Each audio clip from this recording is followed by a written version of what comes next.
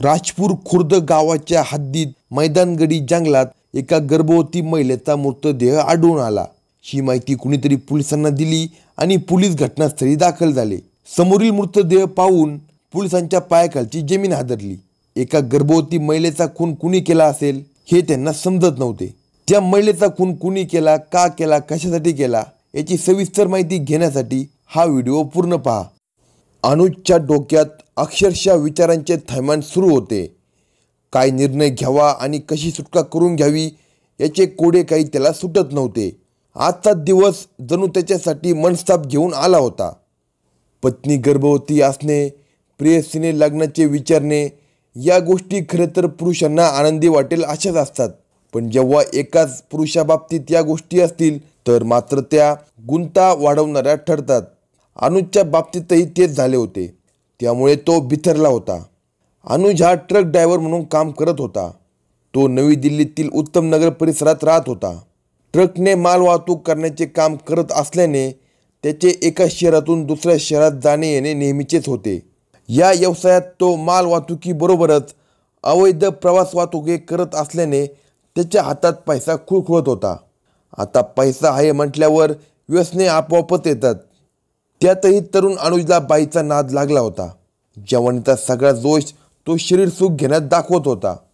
हा बैल वेडेपणा अधोगतीकडे घेऊन निघाला होता याची त्याला जाणीव नव्हती। एका रात्री तो नेहमीप्रमाणे ट्रक घेऊन निघाला होता। नेहमीप्रमाणे त्याने प्रवाशीही घेतले। यामध्ये एक तरुणी त्याला दिसली। गोऱ्यापण रंगाची सडपातळ बांध्याची ती तरुणी आकर्षक दिसत होती। ती ट्रकच्या पुढच्या केबिनमध्ये इतर प्रवाशांबरोबर बसली होती। त्याची नजर तिच्यावर खिळली होती।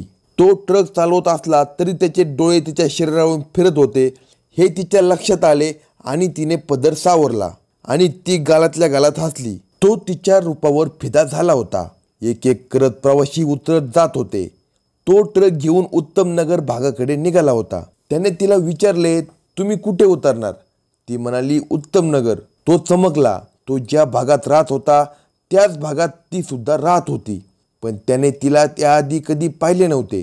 त्याने मग तिची ओळख काढली। ती एक विधवा होती। तिच्या पतीचे निधन झाल्याने ती एकटी पडली होती। ती एकटी आहे हे पाहून अनुजच्या तोंडाला पाणी सुटले। त्याने तिचा मोबाईल क्रमांक घेतला, आपला क्रमांकही तिला दिला। त्यानंतर दोघांमध्ये बोलणे होऊ लागले। खरे तर तिलाही कोणाचा तरी आधार हवा होता, त्यामुळे ती त्याच्या प्रत्येक कॉलला उत्तर देत होती। तो आपल्याकडे आकर्षित झाला आहे याचे तिला कौतुक वाटत होते। तो ट्रक घेऊन परगावी जाणार होता। त्याने तिला कॉल केल्यानंतर तसे सांगितले। तसे ती म्हणाली, मला पण कधीतरी फिरायला घेऊन चला। त्याला तेच हवे होते। तो म्हणाला, कधी तर कशाला, आता येतेस का सांग? तेव्हा ती म्हणाली, नको, आता कुठे लगेच? तो म्हणला, अगं उद्या सकाळी जायचं, रात्री माल पोचून थांबायचं आणि परवा सकाळी परत यायचे। वाटलं तर परवा थांबू, मस्तपैकी फिरू आणि त्यानंतर परत येऊ। त्याने सांगितले तिलाही पटले। तिने होकार दिला। नेहमीप्रमाणे त्याने प्रवाशी घेतले, त्यामध्ये तीही होती। दोघांनी नजरेने एकमेकाला इशारा केला। त्याने तिला शेजारीत बसून घेतले। ट्रक सुसाट वेगाने निघाला होता। आवश्यक तिथे थांबत सायंकाळच्या सुमारास ते संबंधित ठिकाणी पोहोचले। तो तिला घेऊन एका लॉजवर गेला।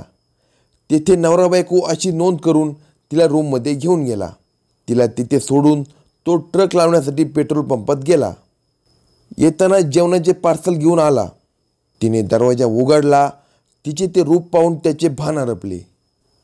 ओले केस मोकळे सोडलेले तलंग गाऊनमध्ये तिची जवानी मादक दिसत होती। त्याने हातातील साहित्य खाली ठेवले आणि तिला भरगच्च मिठी मारली आणि त्या दोघांनी त्या लॉजमध्ये कामक्रीडा सुरू केली। ती विधवा असल्याने आपल्याला कधीही भोगायला मिळेल असा विचार त्याने केला। त्याने तिला आपल्यासोबत राहण्याचा प्रस्ताव दिला। ही त्याची पहिली मोठी चूक ठरली।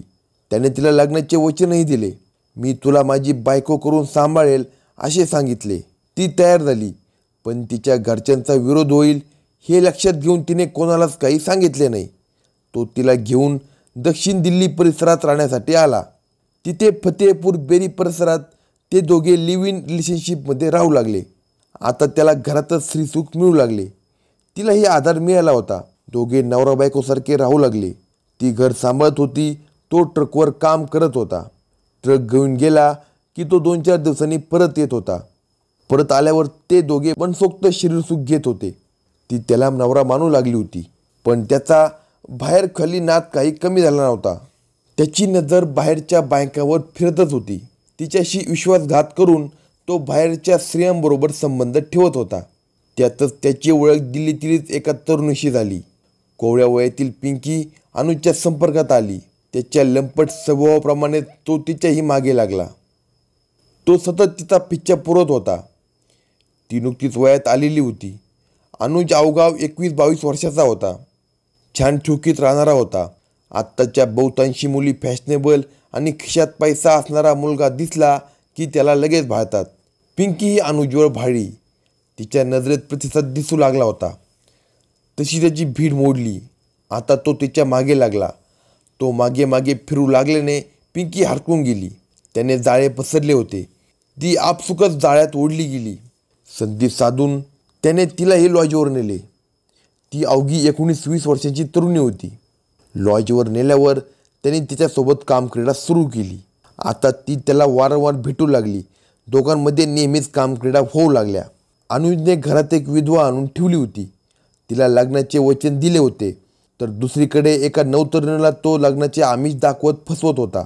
दोघीही त्याच्यावर विश्वास ठेवून त्याच्याशी संबंध ठेवून होत्या. तो आपल्याशी लग्न करेल असे दोघींनाही वाटत होते, पण त्याच्या मनात वेगळेच विचारचक्र सुरू झाले होते.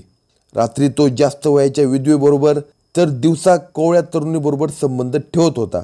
त्याला आता वयाने जास्त असलेल्या विधवेपेक्षा कोवळी तरुणीच हव्याविषयी वाटू लागली होती. पण हे जमवायचे कसे हे त्याला समजत नव्हते. तो विचारात पडला होता आणि त्यातच तो दिवस उगवला.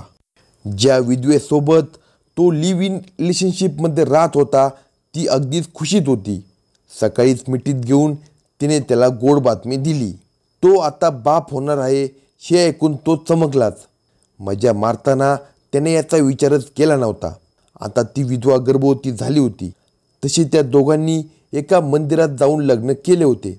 त्यावरच त्या बिचारीचा विश्वास होता. ती अनुजला नवरा मानून राहत होती. आता त्याचे मूल तिच्या गर्भात वाढत होते. ती खुशीत होती, पण त्याच्या मनात मात्र चिंता निर्माण झाली होती. दुपारी तो पिंकीला भेटला. घरातील प्रकाराने तो नाराजच होता. आता पिंकीच्या जवानीत बुडून जायचे असा विचार तो करत होता. पण तिने पुन्हा लग्नाचा विषय काढला. आज काही कर पण माझ्या आईवडिलांना भेट असे तिने त्याला सांगितले. तिने अनुजबद्दल घरात सांगितले होते. तिच्या घरच्यांनी त्याला भेटायला घेऊन ये, मग बघू असे सांगितले. तिच्या लग्नाची घाई झाली होती, त्यामुळे तिने त्यालाही घरी येण्याची घाई घेतली. तसा तो जास्तच वैतागला. आजचा दिवसच खराब लागला असे त्याला वाटत होते. तो विचार करून थकला. या सगळ्यातून मार्ग कसा काढायचा याचा विचार तो करू लागला. त्याची पहिली प्रेमिका वयाने जास्त होती, विधवा होती. तिला विचारणारे कुणी नव्हते. तर दुसरी त्याच्या ओळखीतली होती, त्याच्या वयाची होती. विधवेबरोबर संसार करण्यापेक्षा जवान पोरीबरोबर संसार करणे कधीही चांगलेच होते. पण तिला बाजूला कशी करायची? आता ती गर्भवती आहे, त्यामुळे तिला कुठे घालवणार? तिने तक्रार केली तर? असे अनेक प्रश्न त्याच्या डोक्यात घुमू लागले. या सगळ्या चक्रातून बाहेर पडण्याचा एकच मार्ग त्याला दिसला, तो म्हणजे विधवेलाच रस्त्यातून कायमचे दूर करणे. हे सहज शक्य होते. त्याने विधवेला ठार मारण्याचे पक्के केले. या कामात त्याने त्याचे मित्र रमजान खान, नौशाद यांची मदत घेण्याचे ठरवले. त्याने त्या दोघांना विश्वासात घेऊन त्या विधवेचा काटा काढण्याचे नियोजन केले.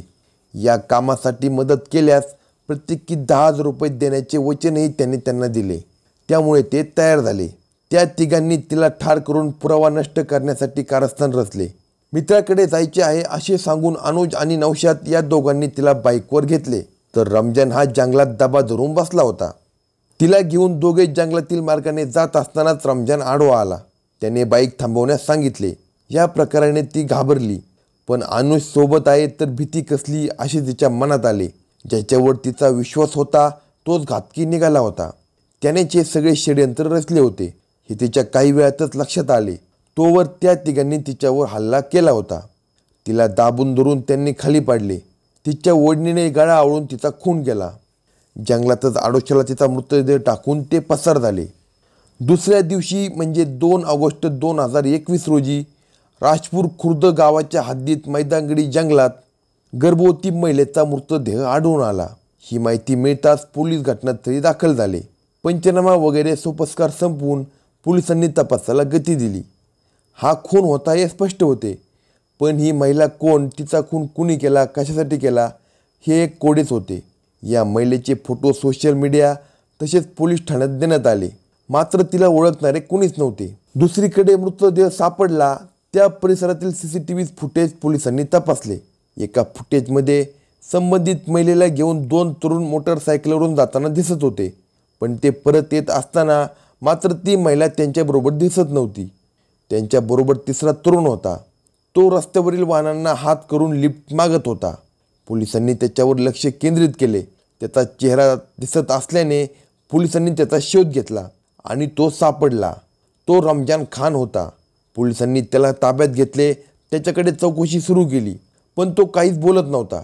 जेव्हा त्याला CCTV फुटेज दाखवले तेव्हा मात्र त्याचा धीर सुटला. त्याने पटकन गुन्ह्याची कबुली दिली. तसेच अनुज आणि नौशाद यांची नावेही सांगितली. पोलिसांनी रमजानच्या कॉल रेकॉर्डवरून अनुज आणि नौशाद यांचा माग काढला. पोलिसांसमोर त्याचे काही चालले नाही. त्यांना वाटले होते तितके खून पचवणे सोपे नव्हते हे त्यांना कळून चुकले. मैताची ओळखही पटली नव्हती. कोणताही पुरावा मिळाला नव्हता. तरीही पोलिसांनी मारेकऱ्याच्या मुसक्या आवळल्या. एका विधवेला न्याय मिळाला असेच म्हणावे लागेल. अशाच नवनवीन क्राईम स्टोरी ऐकण्यासाठी कलम 302 या मराठी चॅनेलला सबस्क्राईब करा.